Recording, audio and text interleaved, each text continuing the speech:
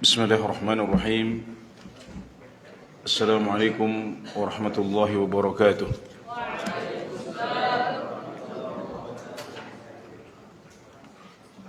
Innal hamdalillah nahmaduhu wa nasta'inuhu wa nastaghfiruh wa na'udzu billahi min shururi anfusina wa min sayyiati a'malina. May yahdihillahu fala mudilla lahu ومن يضلل فلا هادي له وأشهد أن لا إله إلا الله وحده لا شريك له وأشهد أن محمدا عبده ورسوله صلى الله عليه وعلى آله وأصحابه أجمعين أما بعد.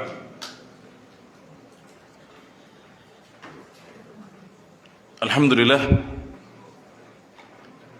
kita kembali memanjatkan syukur kepada Allah Subhanahu wa taala. Dengan taufik dan anugerahnya,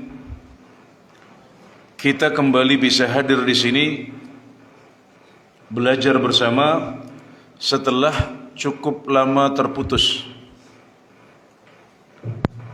Ya Masya Allah.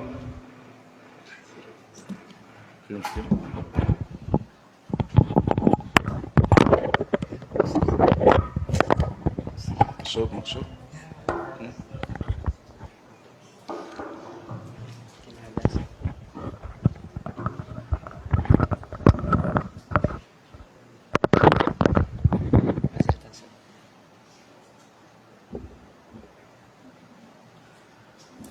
Dan kapan seorang muslim kembali bisa beramal soleh, kembali bisa menuntut ilmu, hendaknya dia bersyukur kepada Allah Subhanahu wa taala, karena itu semuanya terjadi dengan taufik, izin dan anugerah darinya.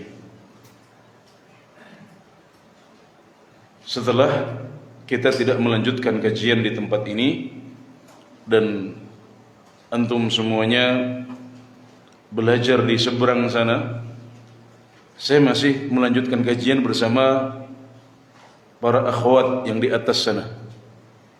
Jadi kampus Putri waktu itu kami diminta untuk mengajar langsung.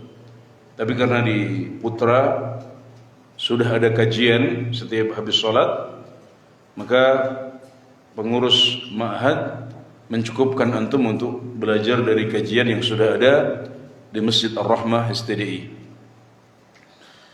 Baik, kembali kita bersama kitab Taghridatus Sirah An-Nabawiyah karya Fadilatul Syekh Musa bin Rashid Al-Azimi hafizahullah ta'ala.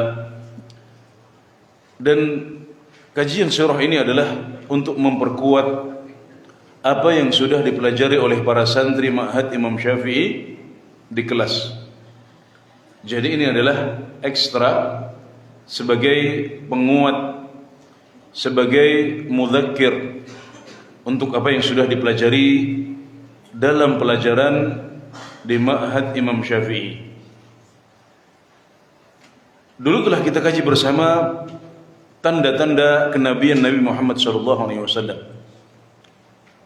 Bagaimana Allah Subhanahu wa taala menjaga beliau sebelum akhirnya dipilih menjadi seorang nabi. Dalam sebuah riwayat yang sahih disebutkan bahwasanya Nabi Muhammad SAW di masa muda beliau pernah 2 kali ingin mengalami atau mencoba apa yang biasa dilakukan oleh anak muda Mekah atau remaja Mekah pada masa itu. Jadi sempat ada keinginan juga untuk nakal, seperti nakalnya para remaja. Maka beliau pernah izin kepada teman menggembala beliau. Beliau izin untuk turun ke kota Mekah. Kenapa disebut turun? Karena Mekah itu terdiri dari gunung-gunung. Bahkan sampai sekarang kita masih menemukan kontur sebagian wilayah Mekah yang tinggi di atas gunung sana. Jadi beliau mendapatkan tugas menggembala kambing di atas gunung. Maka suatu malam beliau datang turun ke kota Mekah untuk apa? Ingin mencoba seperti apa yang pernah dirasakan oleh para remaja Mekah pada masa itu.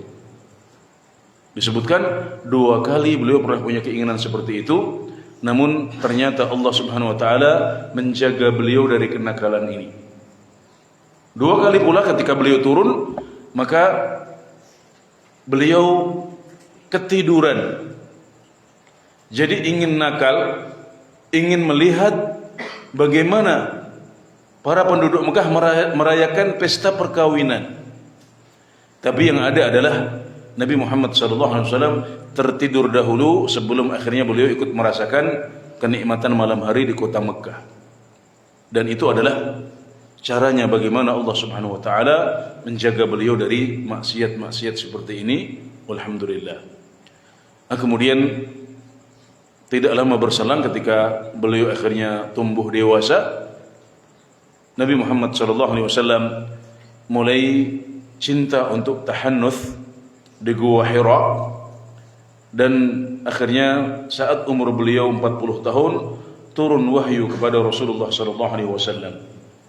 Nah, itu adalah beberapa potongan peristiwa yang dahulu pernah kita pelajari sebelum kita rehat dari kajian sirah ini. Baik, kita akan lanjutkan kepada beberapa peristiwa selanjutnya.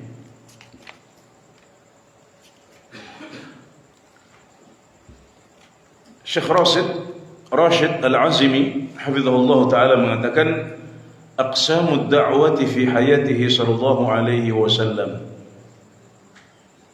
Beberapa jenis dakwah yang dialami oleh Nabi Muhammad SAW dalam hidup beliau. Tanqasimu ad-da'watu fi hayatihi ila qismain, al-fatrah al-makkiyah wal-fatrah al-madaniyah. Jadi dakwahnya Nabi Muhammad SAW bisa digolongkan atau diklasifikasi, dikelompokkan menjadi 2 kelompok. Yang pertama adalah fase Mekah, yang kedua adalah fase Madinah. Jadi ada dakwah fase Mekah, ada dakwah fase Madinah. Nah, apa yang menjadi fasil, yang menjadi garis pemisah antara 2 fase ini? Siapa yang bisa menjawab? Tidak. Yang menjadi pemisah adalah hijrahnya Nabi Muhammad SAW. Maka definisi yang tepat untuk istilah Makkiyah dan Madaniyah dalam surat-surat Al-Quran adalah bahwasanya Makkiyah adalah surat-surat yang diturunkan sebelum hijrah, meskipun turunnya di luar Mekah. Baik, hadhihi alladhiyah, masyaallah. Anta man Yusuf? Masyaallah. Masih banyak wajah-wajah lama. Masya Allah, ini kerasan di Jember, Masya Allah. Sudah ada yang tamat? Belum? Tahun ini ya? Yang kelas 3 siapa angkatannya Ramzi? Ahnaf kelas berapa Ahnaf? Kelas 3. Angkatan pertama ya? Ya sama Ramzi bareng. Seangkatan. Ramzi bawah lagi. Baik. Dan ada wajah-wajah baru Masya Allah yang kita belum kenalan, tapi Insya Allah nanti pelan-pelan kita kenal atau main bola bareng Masya Allah. Ini siapa ini? Muhammad ini, Muhammad Azam, M. Azam. Masya Allah.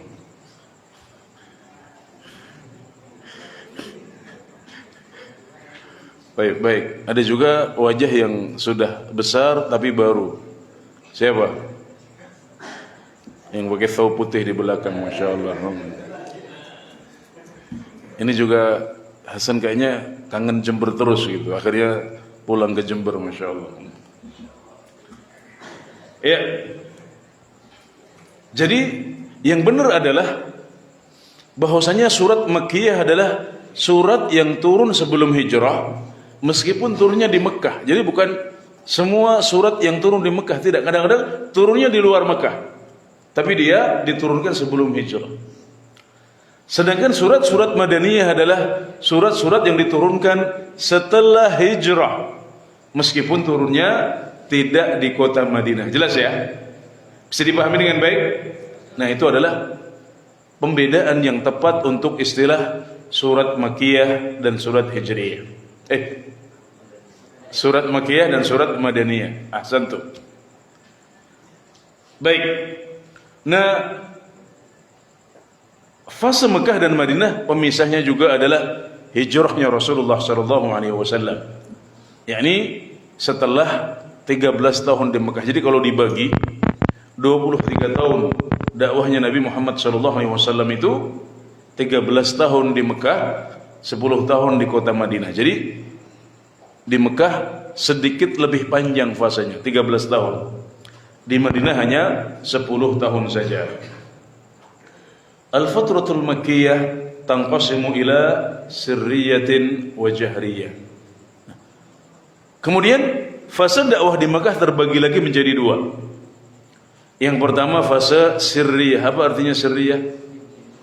Diam-diam, dakwahnya masih rahasia, pelan-pelan, tidak dilakukan secara terang-terangan, ya, dari pintu ke pintu, dari mulut ke mulut, berdakwah dengan pelan-pelan, diam-diam, karena itulah dakwah pertama Rasulullah SAW. Beliau belum punya ansor yang banyak, beliau sendiri di Mekah, tidak punya pendukung dan penolong, sementara musuh beliau begitu banyak dan kuat di Mekah. Fase yang kedua adalah fase jahriyah. Apa artinya jahr? Terang-terangan, ya. Beliau kemudian mendakwahkan Islam secara terang-terangan. Baik, kita akan mulai untuk memperinci tentang dakwah sirriyah ini, di mana penulis mengatakan bada'a Rasulullah sallallahu alaihi wasallam yad'u ila Allah sirran fa aslama ahlu baitihi wa zawjatuhu Khadijah wa banatuhu wa Ali ibn Abi Talib wa Zaid bin Harithah radhiyallahu taala anhum ajma'in. Setelah Nabi Muhammad sallallahu alaihi wasallam diperintahkan untuk berdakwah. Kapan beliau diperintahkan berdakwah? Ketika turun surat Al-Muddathir, wahyu yang kedua. Yang pertama Iqra, belum diperintahkan berdakwah dalam Iqra. Ketika turun ya ayyuhal muddathir kum fa'anzir, wahai orang yang berselimut, yakni Rasulullah sallallahu alaihi wasallam, bangunlah, berikan peringatan. Maka inilah perintah dari Allah Subhanahu wa taala untuk berdakwah, tapi belum secara terang-terangan, hanya secara sir, yakni secara diam-diam dan sembunyi-sembunyi. Maka Nabi Muhammad SAW meskipun berat, beliau memulai tugas ini. Beliau mengamalkan perintah Allah Subhanahu wa taala, qum fa'anzir. Maka beliau mulai berdakwah secara diam-diam. Maka masuk Islamlah keluarga beliau dahulu, yakni istri beliau Khadijah bintu Khuwailid. Kemudian putri-putri beliau, siapa saja putri-putri beliau? Anda bisa sebutkan?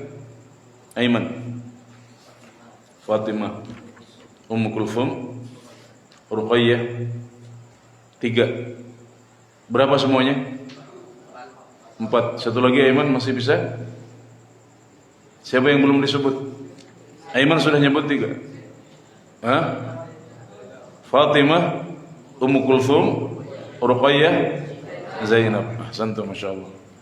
Yang kelas 1 sudah belajar sirah belum? Yang kelas 1 ada mata pelajaran sirah?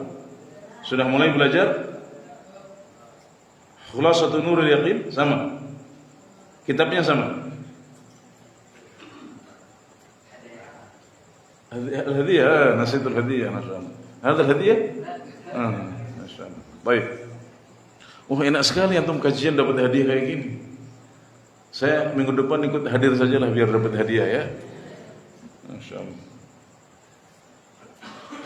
Baik. Kemudian termasuk yang pertama kali masuk Islam adalah Ali bin Abi Thalib. Nah, Ali bin Abi Thalib adalah apa ini? Kedudukannya apa? Dari Rasulullah SAW, sahabat pasti, tapi secara keluarga apa? Sepupu, ya, karena Muhammad bin Abdullah, Muhammad bin Abdullah, Ali bin Abi Thalib. Abu Thalib adalah paman Rasulullah SAW, Pak D-nya, ya. Pak D kalau istilah Jawanya Pak D-nya. Jadi Abu Thalib itu Pak D-nya Rasulullah SAW. Maka Ali bin Abi Thalib adalah sepupu Rasulullah SAW. Kemudian ada lagi Zaid bin Harithah radhiyallahu taala anhum ajma'in. Siapa Zaid bin Harithah? Zaid adalah anak angkat Rasulullah SAW. Sebelum akhirnya pengangkatan anak itu dilarang dalam Islam. Jadi dulu boleh. Jadi anak angkat, kemudian si anak ini dinasabkan kepada Rasulullah SAW. Jadi disebutnya Zaid bin Muhammad. Nah sekarang yang boleh adalah mengasuh. Jadi cukup mengasuh saja, namanya tetap dinasabkan kepada bapaknya. Enggak boleh dinasabkan kepada yang mengasuh. Tapi dulu ketika masih boleh tabanni, yaitu mengangkat anak, maka Nabi Muhammad SAW pernah mengangkat Zaid bin Harithah sebagai anak, sehingga beliau dikenal sebagai Zaid bin Muhammad. Falamma qadha Zaidun minha wataran zawajnakaha. Nah ini nama sahabat yang disebutkan dalam Al-Quran adalah Zaid ini. Ya, Abu Bakar enggak disebut, Umar enggak disebut, Utsman enggak disebut, Ali bin Abi Thalib, para sahabat yang lain enggak disebut namanya dalam Al-Quran. Yang disebut adalah Zaid. Ya, bukan Zaid bin Thabit, tapi Zaid bin Harithah yang merupakan putra angkat Rasulullah SAW ketika dahulu pengangkatan anak masih dibolehkan dalam Islam. Dan beliau dikenal sebagai hibbu Rasulullah SAW, orang yang sangat dicintai oleh Rasulullah SAW. Nah kemudian Zaid ini punya anak, namanya siapa? Siapa kira-kira namanya? Usamah bin Zaid. Masya Allah. Jadi sudah mulai terangkai ini yang sudah SMA sirahnya sudah mulai terangkai. Jadi Usamah bin Zaid ternyata adalah Usamah bin Zaid bin Harithah. Nah, Usamah ini punya kisah yang unik. Usamah ini warna kulitnya berbeda dengan warna kulit ayahnya. Usamah bin Zaid kulitnya hitam. Tapi Masya Allah, ada seorang Arab, ya, seorang Arab yang ahli qiyafah. Qiyafah adalah ahli dalam mempelajari atau ahli dalam menentukan al-athar, ya, kalau ada bekas menghubungkan satu hal dengan yang lain. Nah, suatu ketika Zaid bin Harithah dengan Usamah bin Zaid itu tidur berdampingan dalam keadaan muka mereka tertutup oleh kain. Maka ada seorang Arab yang dikenal dengan ilmu qiyafah ini lewat di tempat itu, kemudian mengatakan hadhil aqdamu ba'dhuha min ba'd. Kaki-kaki ini salah satunya adalah bagian dari yang lain. Antum bayangkan kalau mungkin ya kakinya sama-sama putih, atau kakinya mungkin tidak memiliki corak yang berbeda, mungkin orang akan mudah mengatakannya. Tapi ini ada dua orang sedang tidur, mukanya sama-sama tertutup, jadi kita tidak bisa melihat kemiripan muka. Beliau hanya melihat kaki, kemudian bisa mengatakan ini anaknya ini, katanya. Maka ketika melihat itu Nabi Muhammad SAW sangat bergembira. Kenapa? Karena itu menetapkan bahwasanya orang Arab ini punya ilmu qiyafah yang luar biasa. Satu lagi, karena dengan perkataan, kalau nggak salah namanya mu'azziz, namanya mu'azziz atau semacam ini. Nah, orang ini, perkataan orang ini adalah kesaksian bahwasanya Usamah bin Zaid adalah anak sah, anak biologis dan anak yang sah dari Usamah bin Zaid. Karena dulu sempat dicibir, ini jangan-jangan Usamah bin Zaid ini bukan anaknya Zaid bin Harithah. Kenapa? Masa kalau anaknya kok warna kulitnya berbeda sendiri sama keluarganya? Sempat dicibir seperti itu. Maka Nabi Muhammad SAW ikut sedih. Tapi ketika akhirnya dikatakan, oh ini kakinya sebagian dari bagian yang lain, sebagian yang ini sebagian dari yang lain. Maksudnya ini adalah anak dari kaki yang itu. Kaki yang hitam ini adalah anak dari kaki yang putih itu. Maka di sini Nabi Muhammad SAW bergembira sekali, karena itu adalah jawaban yang sangat telak untuk mereka yang mencibir dan meragukan keabsahan Usamah bin Zaid sebagai putra dari Zaid bin Harithah. Jadi beliau memulai dakwah dari keluarga beliau sendiri. Jadi ini adalah pelajaran untuk kita semuanya, para alumni Ma'had Imam Syafi'i nanti yang akan berkiprah berdakwah kemana-mana. Jangan lupa mendakwahi keluarganya. Ya, jangan asyik dakwah di luar, kemudian keluarga kecil kita sendiri kita lupakan dan tidak mendapatkan dakwah. Allah Subhanahu wa taala berfirman, "Wa anzir 'ashiratakal aqrabin." Dan berikanlah peringatan kepada keluarga terdekatmu dahulu. Poin nomor 25.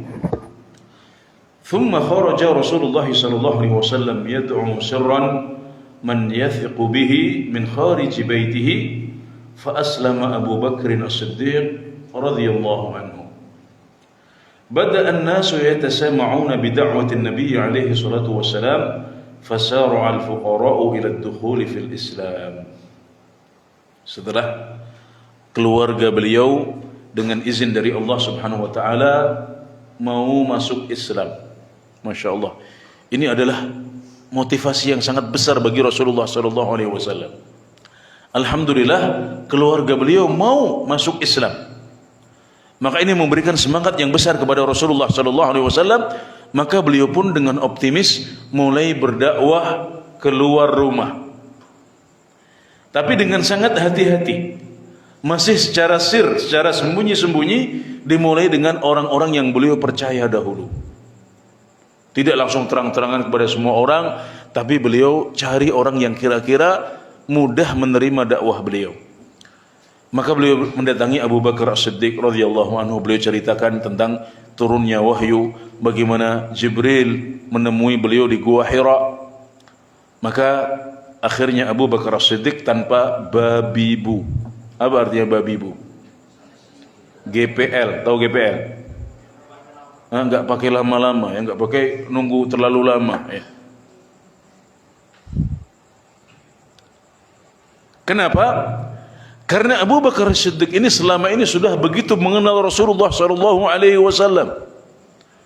Beliau sudah tahu perangai Muhammad SAW. Beliau sudah tahu bahwasanya Muhammad ini enggak pernah bohong, enggak pernah dusta. Maka begitu akhirnya Nabi Muhammad SAW menyampaikan bahwasanya beliau telah terpilih sebagai seorang nabi, telah didatangi oleh Jibril, mendengarkan ayat-ayat Al-Quran langsung dari Jibril. Maka Abu Bakar As-Siddiq tidak ragu lagi, beliau langsung beriman kepada Rasulullah SAW. Sama juga ketika tidak lama kemudian Nabi Muhammad SAW mengaku, ya, ini kalau dari sudut pandangnya Abu Bakar, ini klaim, ya, mengklaim, ngaku-ngaku bahwasanya beliau mengalami peristiwa Isra dan Mi'raj. Beliau mengaku bahwasanya beliau berangkat ke Masjidil Aqsa. Dari Masjidil Aqsa beliau ke Sidratul Muntaha di langit ketujuh. Kemudian sudah kembali ke Mekah di malam yang sama. Orang-orang di Mekah sebagian mengatakan iki wongidan. Tahu artinya wongidan? Ini orang gila, masa mengklaim bisa datang ke Masjidil Aqsa. Kalau zaman kita sekarang, kalau ada orang yang mengklaim bisa berangkat dari Mekah ke Al-Aqsa. Al-Aqsa itu negara mana sih? Masya Allah, geografinya luar biasa untuk Masya Allah, di Palestina. Kemudian balik ke Mekah dalam satu malam, kita bisa percaya. Kenapa? Karena ada pesawat jet, ada pesawat tempur, ada pesawat ultrasonik atau supersonik yang melebihi kecepatan suara. Bisa balik di malam yang sama, kita percaya. Tapi zaman dulu ketika masih zaman unta dan kuda, gimana orang bisa membayangkan sampai ke Palestina yang jaraknya hampir 2000 km dari Mekah, atau sekitar 2000 km dari Mekah, kok bisa balik di malam yang sama? Tapi karena saking percayanya beliau tahu bahwasanya Muhammad kawanku ini enggak pernah bohong semasa hidup, maka beliau langsung beriman kepada apa yang disampaikan oleh Rasulullah SAW. Maka disitulah Abu Bakar mendapatkan gelar apa? As-Siddiq, yaitu orang yang sangat mudah percaya dan beriman. Dari kata tasdiq, saddaqa yusaddiqu, artinya adalah percaya dan mengimani. Maka beliau pun segera beriman kepada Rasulullah SAW dan masuk Islam. Maka kemudian setelah Abu Bakar, orang-orang mulai mendengar dari mulut ke mulut dakwahnya Nabi Muhammad SAW. Maka yang pertama kali masuk Islam di Mekah adalah orang-orang yang fakir miskin dulu. Jadi sebelum tokoh-tokohnya masuk Islam, yang pertama kali masuk Islam adalah para fuqara dahulu. Sebagian memang tokoh seperti Abu Bakar ini tokoh, tapi yang dominan, yang lebih banyak adalah orang-orang miskin, rakyat jelata. Nah, ternyata ini adalah sunnahnya para nabi. Para nabi sebelum Rasulullah SAW juga sering diejek, diremehkan oleh tokoh-tokoh masyarakat mereka. Yang paling mudah beriman adalah orang-orang miskin, orang-orang fuqara. Wa ma naraka taba'aka illa alladhina hum aradhiluna. Kami melihat tidak ada yang mengikuti engkau kecuali orang-orang yang aradhil, orang-orang yang jelata di antara kami. Jadi ini adalah sunnahnya para nabi dan rasul. Mereka pun mulai masuk Islam, di antaranya adalah siapa? Bilal bin Rabah. Nah, kemudian Sumayyah. Ya, ini semuanya adalah orang-orang yang dikategorikan sebagai budak. Ya. Baik, poin nomor 26, kana Rasulullah sallallahu alaihi wasallam ya'muru ashabahu biltizamil hitati wal hadar wat takhaffi wa 'adamil i'lani 'anil Islam ila an yaqdiyallahu amrah. Fakanu idza kharaju ila asy-sya'ab fastakhfaw fiha bi salatihim an anzari Quraisy wa qad baqu 'ala dhalika tilata muddati ad-da'wati sirriyah. Ini ada yang pegang kitab enggak ini? Enggak ada ya? Antum enggak ada yang pegang kitab ya? Makhdum bawa. Oke, nanti ada sedikit koreksi untuk sekedar mengajarkan kepada antum tentang diqqah, tentang sikap kritis, juga teliti dalam segala urusan. Nah, kita kadang-kadang kalau kita belajar bahasa Arab dengan baik, kita bisa tahu kesalahan-kesalahan yang dilakukan oleh orang Arab sendiri. Ya. Kapan? Kalau kita belajar lebih baik dari mereka, kita bisa tahu, oh ini salah. Tapi nanti akan saya tunjukkan beberapa kesalahan yang ada di halaman ini. Bukan untuk petentang-petenteng, bukan untuk menjatuhkan penulis, ya, di mata para pemirsa dan pendengar sekalian, tidak. Tapi untuk melatih sikap kritis dan menyampaikan amanah ilmiah, bahwasanya yang salah jangan sampai diyakini sebagai kebenaran. Baik, poin ke-26, Rasulullah SAW memerintahkan para sahabat beliau yang sudah masuk Islam untuk bersikap antisipatif. Hitah itu antisipatif, diantisipasi. Jangan gerusa-gerusu dulu, jangan show off, menunjukkan kekuatan dulu. Mereka masih sangat lemah, harus pelan-pelan, hati-hati. Antisipatif, hadar, berhati-hati, takhafi, sembunyi-sembunyi. Dan juga tidak terang-terangan mengajak kepada Islam. Ila an yaqdiyallahu amrah, sampai nanti Allah Subhanahu wa taala memutuskan dakwah terang-terangan diperbolehkan. Sebelum itu semuanya harus hati-hati. Satu komando dari Rasulullah SAW, semuanya harus hati-hati dan enggak boleh terang-terangan. Maka kalau mereka sholat di antara gunung-gunung Mekah, atau di tempat yang disebut sebagai Syi'ab atau Syi'ab. Jadi Mekah itu konturnya adalah kontur yang bergunung-gunung.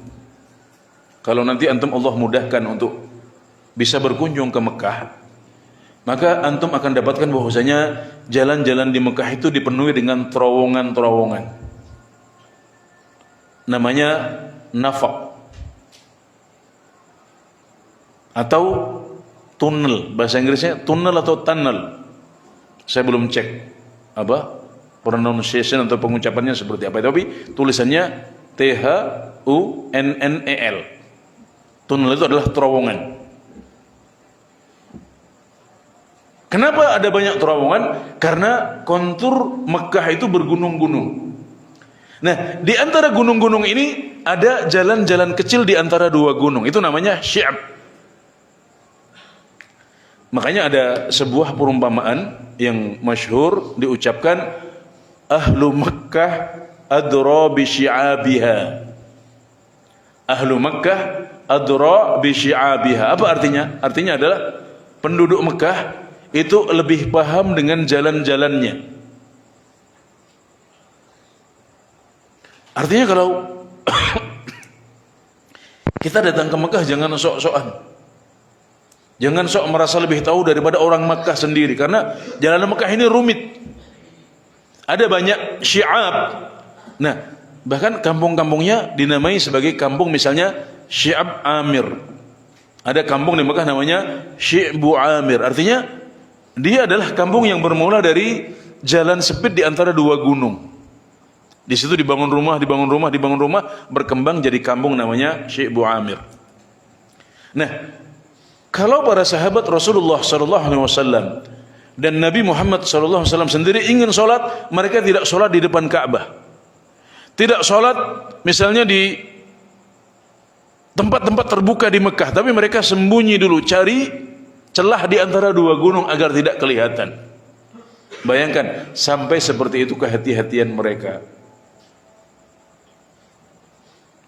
Kemudian mereka bersembunyi agar tidak terlihat oleh orang-orang Quraisy. Waqad baqu ala dzalika tilata muddati da'wah sirriyah, dan mereka bertahan dengan kondisi seperti itu selama fase dakwah sirriyah. Nah, di sini beliau menyebutkan waqad baqau.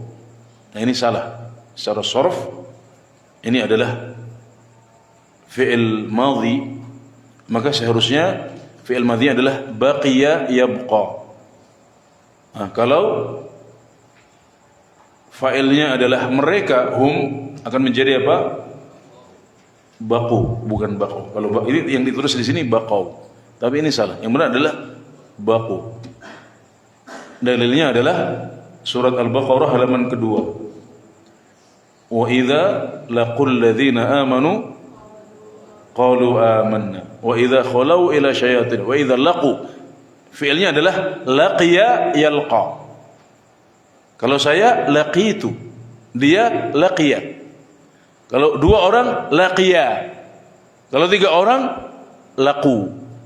Ya, sama persis. Baqiya menjadi baqu, bukan baqau. Tapi biasanya orang yang tidak berpikir panjang, tidak, atau mungkin sorofnya tidak matang, dia yang pertama kali terdetik akan dibaca baqau dulu. Seperti sa'a, sa'au. Padahal beda. Sa'a itu ainnya fathah.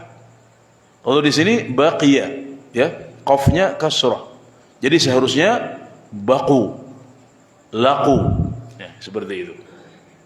Hawu dari hawiya yahwa. Nah, ini kesalahan yang pertama adalah baqau seharusnya baqu, laqu.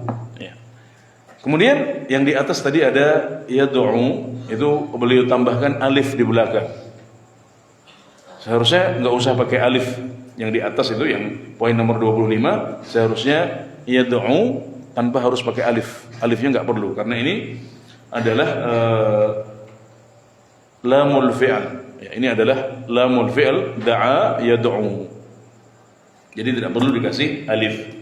Ya, baik, ini sedikit kritikan saja untuk penulisan, ya. Poin nomor 27, kanat as-salatu qabla fardhiha fil Isra'i wal Mi'raj ala sabil al-istihbab. Wa kanat rak'ataini qabla tulu'i asy-syamsi wa rak'ataini qabla ghurubiha.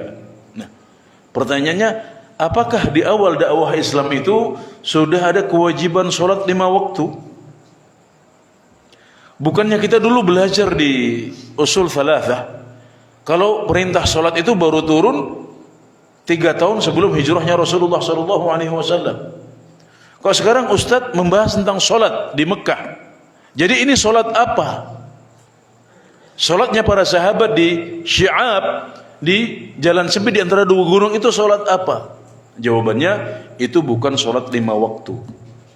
Itu adalah salat 2 kali dalam sehari yang dulu diperintahkan di awal Islam tapi tidak diwajibkan. Oh, ada Ustaz ya? Diperintahkan tapi tidak diwajibkan. Iya, ada. Jadi perintah itu ada yang wajib, ada yang sunnah. Nah, dulu ada salat 2 waktu di awal Islam yang diperintahkan oleh Rasulullah SAW tapi sifatnya tidak wajib. Yaitu salat 2 rakaat sebelum terbit matahari dan salat 2 rakaat sebelum terbenamnya matahari. Nah, ini adalah yang dimaksud dengan firman Allah Subhanahu wa taala, wasabbih bihamdi rabbika qabla tulu'i syamsi wa qabla al-ghurub. Maka bertasbihlah, mensucikan Tuhanmu sebelum terbit matahari dan sebelum terbenamnya matahari. Jadi jelas ya para santri yang budiman, yang ganteng-ganteng dan pintar-pintar, ya, jelas ya bahwasanya ada perintah untuk sholat, ada syariat sholat 2 waktu sebelum diwajibkannya sholat 5 waktu di akhir fase Makkah. Jadi sholat yang di awal fase Makkah adalah sholat berapa waktu? 2 waktu. Wajib atau sunnah? Sunnah. Waktunya kapan? Sebelum terbit matahari dan sebelum terbenam matahari. Dan itu juga yang dimaksud oleh firman Allah Subhanahu wa taala, wasabbih bihamdi rabbika bil 'ashyi wal ibkar. Wasabbih bihamdi rabbika bil 'ashyi wal ibkar. Maka bertasbihlah dan bertasbihlah dengan memuji Tuhanmu di sore hari dan di pagi hari. Jadi sore sebelum terbenam matahari, pagi hari sebelum terbit matahari. Baik. Poin nomor 28. Qala al-Hafidz fil Fath. Kana Rasulullah sallallahu alaihi wasallam qabla al-Isra'i yusalli qat'an wa kadzalika ashabuhu. Lakin ikhtulifa hal ifturida qabla as-salawati al-khamsi syai'un min as-salawati am la. Ini tambahan keterangan dan penegasan yang dinukil oleh penulis dari Al-Hafidz. Siapa itu Al-Hafidz? Kalau disebut Al-Hafidz dalam kitab-kitab tanpa disebut namanya, siapa yang dimaksudkan? Al-Hafidz. Siapa mah? Tadi yang bilang apa? Ibnu Hajar Al-Asqalani, betul. Kalau disebut Al-Hafidz, ya, Al-Hafidz itu artinya adalah orang yang menghafal, tapi bukan menghafal Quran. Kalau menghafal Quran di antara para ulama itu sudah umum, sudah jamak, semuanya hafal Quran. Tapi yang dimaksud adalah yang menghafal 100.000 hadis paling tidak. Itu baru digelari Al-Hafidz. Ya, menghafal 100.000 hadis. Nah, Imam Ahmad bin Hanbal itu menghafal 1.000.000, 1 juta. Jadi hafidz 10 lipat dia. Karena 100.000 sudah dapat gelar hafidz. Beliau hafal 1 juta, berarti 10 kali 100.000. Maka itu hafidnya hafidz double beliau. Nah, kalau disebut Al-Hafidz dalam berbagai kitab Islam, yang dimaksud adalah Al-Hafidz Ibnu Hajar Al-Asqalani rahimahullah taala. Berarti di sini disebutkan fil Fath, berarti dalam kitab Fathul Bari. Beliau mengatakan Rasulullah sallallahu alaihi wasallam salat sebelum Isra dan Mi'raj. Pasti, jelas, tegas, tanpa diragukan lagi bahwasanya dulu beliau salat sebelum Isra dan Mi'raj. Kenapa Isra Mi'raj? Karena Isra Mi'raj adalah waktu turunnya perintah kewajiban salat 5 waktu. Tapi sebelum itu beliau sudah salat dahulu. Demikian juga para sahabat beliau sudah pernah salat sebelum Isra dan Mi'raj. Tapi para ulama berselisih, apakah salat yang dulu itu wajib atau tidak? Para ulama berselisih, adakah kewajiban salat sebelum turunnya kewajiban salat 5 waktu dalam peristiwa Isra wal Mi'raj. Jadi fakta bahwasanya Nabi pernah sholat itu jelas, nggak diragukan lagi. Yang diperselisihkan adalah apakah sholat itu wajib atau tidak. Nah, jadi beliau mendudukkan perkaranya sedemikian rupa. Adapun bahwa Nabi pernah sholat sebelum Isra Mi'raj itu jelas, kita nggak ragukan lagi. Tapi para ulama berselisih apakah itu wajib apa tidak. Tapi yang benar adalah itu tidak wajib. Maka berdasarkan ini, benarlah perkataan orang yang mengatakan fayasihu ala hadha qawlu man qala innal fardhu awalan kana salatan qabla tulu'i syamsi wa salatan qabla ghurubiha wal hujjatu fihi qawluhu ta'ala wasabbih bihamdi rabbika qabla tulu'i syamsi wa qabla al-ghurub. Kemudian beliau menambahkan, maka benarlah perkataan mereka yang mengatakan bahwasanya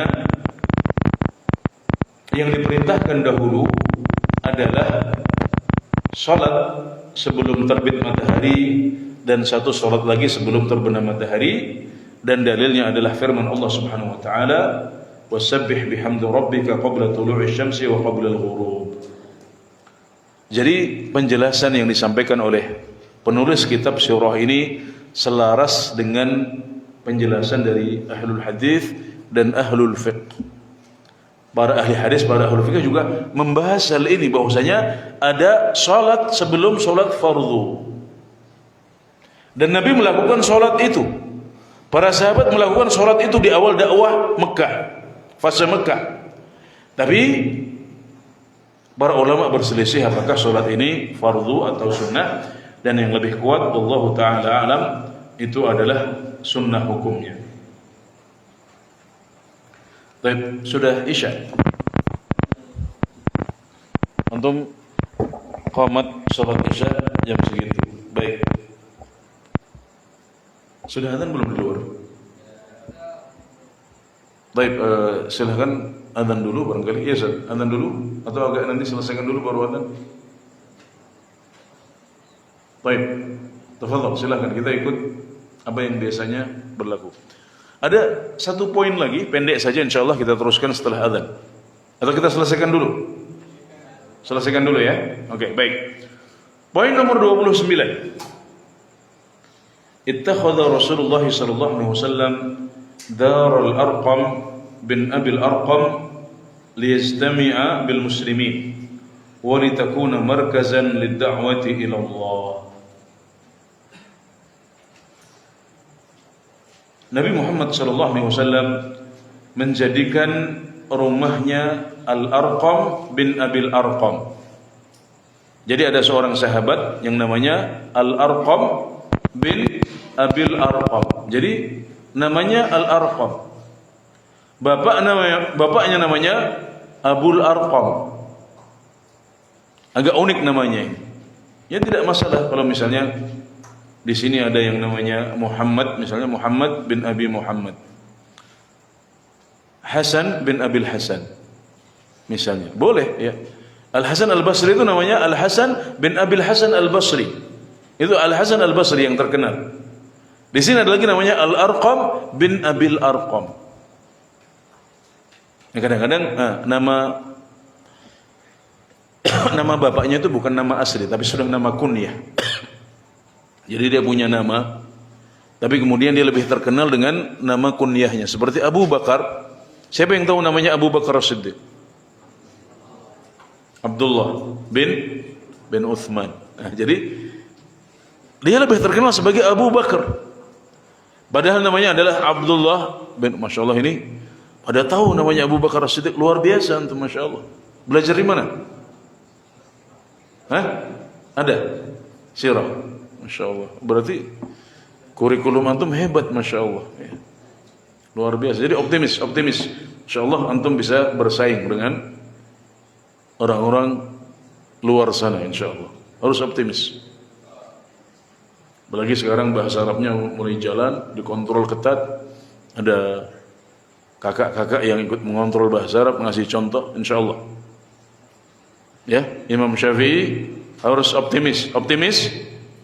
Siap optimis? Ya. Alhamdulillah. Ya, harus optimis. Oke. Nah, rumahnya Al-Arqam bin Abil Arqam dijadikan markas dakwah. Jadi istilah markas dakwah, pusat kegiatan dakwah ini sudah ada dari zaman Nabi Muhammad SAW. Memang dakwah butuh markas, butuh tempat untuk koordinasi, untuk rapat-rapat. Itu dibutuhkan dalam dakwah. Maka Nabi Muhammad SAW memilih rumahnya Al-Arqam bin Abil Arqam sebagai pusat dakwah untuk berkumpul dengan para sahabat yang sudah masuk Islam, dan sebagai pusat dakwah kepada Allah Subhanahu wa taala. Marrat 3 sanawat 'ala ad-da'wah as-sirriyah fa aslama 'adadun qalilun min al-awaili min as-sahabati al-kiram. Ya, setelah 3 tahun dakwah syariah berjalan, maka yang masuk Islam baru sedikit saja. Adadun qalil. Ya, jumlah yang sedikit. Qalil. Apa artinya qalil? Kelas 1? Qalil faqat, laisa katsiran. Hanya sedikit. Dan mereka adalah orang-orang pertama yang beriman kepada Rasulullah sallallahu alaihi wasallam. Sama enggak yang beriman di awal Islam dengan mereka yang baru beriman ketika Islam sudah jaya? Sama enggak? Sama sekali tidak sama. Mereka yang beriman di awal-awal Islam ini adalah mereka yang sungguh-sungguh imannya, yang luar biasa imannya, yang tidak takut untuk disiksa, dihina. Karena pada waktu itu umat Islam belum punya kekuatan, mereka masih ditindas di sana sini. Baik, alhamdulillah satu bab,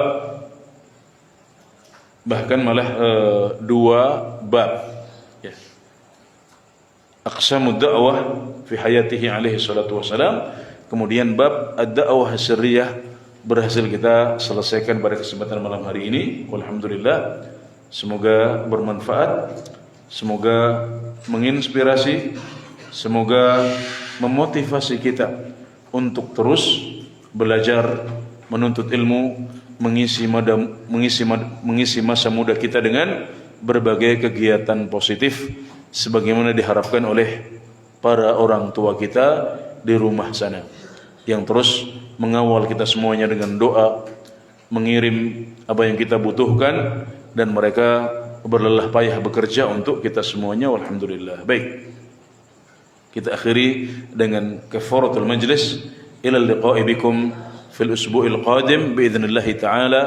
Hadza subhanakallahumma wa bihamdik asyhadu an la ilaha illa anta astaghfiruka wa atubu ilaik. Wassalamu alaikum warahmatullahi wabarakatuh.